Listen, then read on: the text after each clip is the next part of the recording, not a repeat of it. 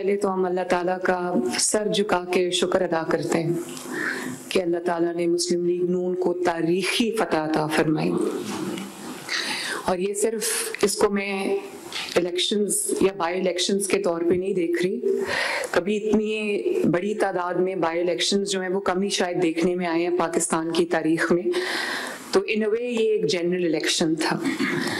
तो मैं ये ज़रूर समझती हूँ और ये मैं कहूँगी भी कि ये एक बाई इलेक्शन नहीं था, बेसिकली एक रेफरेंडम था जिसका फैसला पंजाब के अवाम ने और इवन KPK के अवाम ने मुस्लिम लीग नून के हक में किया।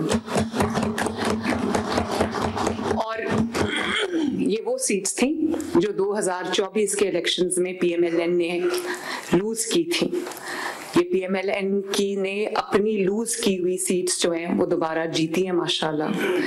और फैसलाबाद मुस्लिम लीग नून जीत गई पूरा माशाल्लाह, सरगोदा मुस्लिम लीग नून जीत गई पूरा माशाल्लाह, चक झुमरा जीत गई, लाहौर जीत गई, मियाँ वाली जीत गई, DG खान जीत गई माशाल्लाह, सरगोदा मुस्लिम लीग नून जीत गई, DG खान मुस्लिम लीग नून जीत गई,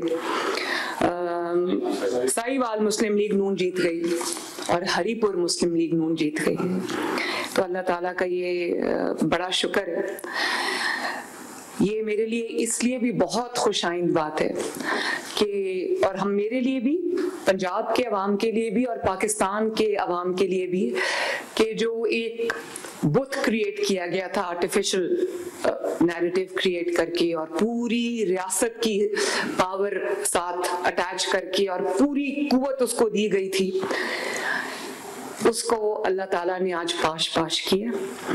और हर जो आर्टिफिशियली क्रिएटेड चीज होती है, चाहे वो आर्टिफिशियली क्रिएटेड लीडर हो, चाहे वो आर्टिफिशियली क्रिएटेड नैरेटिव हो या वो आर्टिफिशियली क्रिएटेड जमात हो, एक उसकी शेल्फ लाइफ होती है।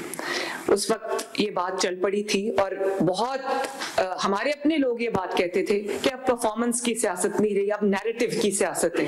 ये जो काम कर रही है मुस्लिम लीग नून या जो काम करती है ये अब काफी नहीं है, अभी नैरेटिव होना चाहिए, नैरेटिव से जीतते हैं और काम से नहीं जीतते।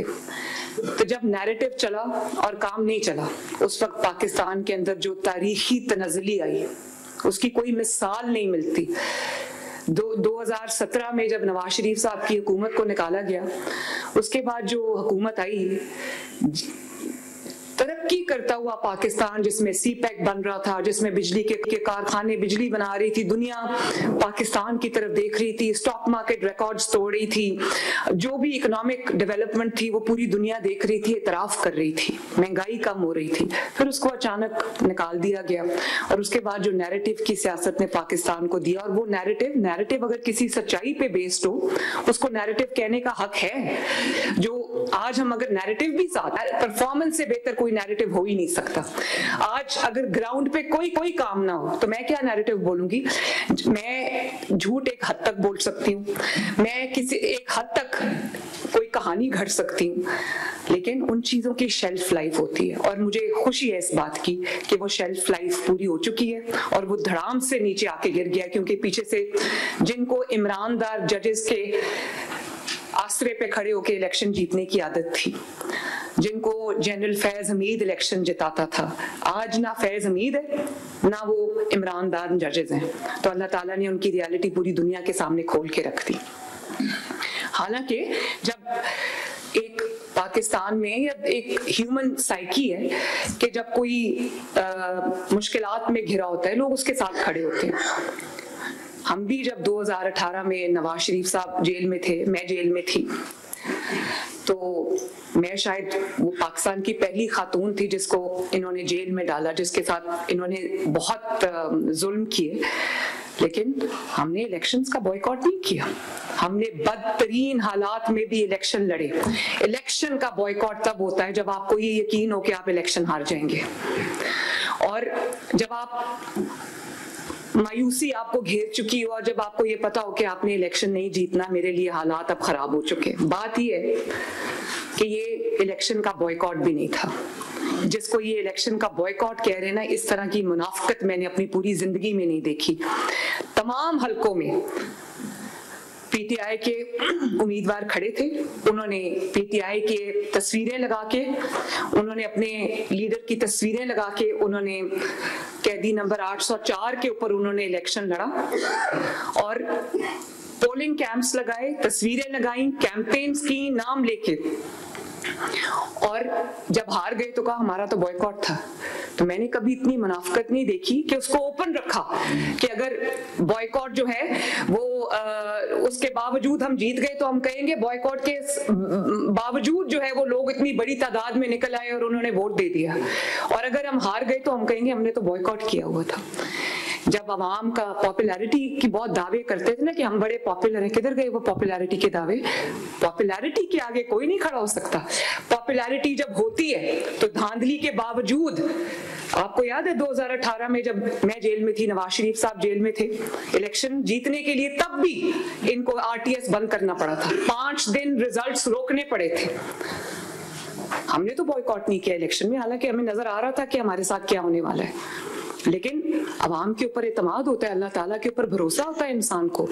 हर जो पॉलिटिकल पार्टीज हैं वो कई बार इलेक्शन जीतने के लिए नहीं लड़ती, पॉलिटिकल प्रोसेस से जो ऑप्ट आउट करता है वो पॉलिटिकल, भाई हमारे बड़े चले गए, जनरल फैज हमीद जेल चला गया और उमर अताब बंदियाल साहब घर चले गए, इमरान दार जजेस घर चले गए, तो हमने अब इलेक्शन ही नहीं लड़ना।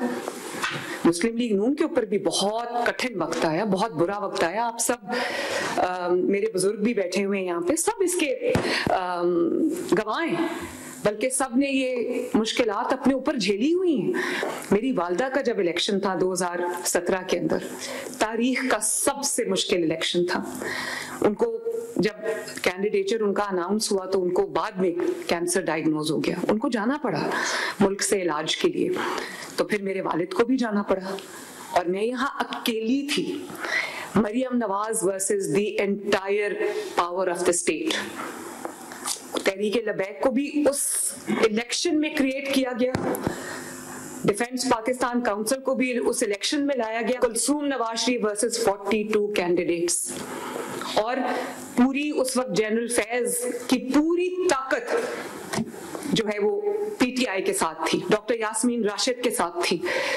यहाँ पर वो लोग बैठे हुए हैं जिन्होंने मेरे साथ कैंपेन की। तारीख का सबसे मुश्किल इलेक्शन था और जिसमें मुझे ये पता नहीं था, ये पता था कि अवाम की ताकत हमारे साथ है, लेकिन मुझे ये पता नहीं था कि इन जो स्टेट जो अपनी मशीनरी इस्तेमाल कर रही है, स्टेट के सामने खड़ा होना कोई आसान काम नहीं है।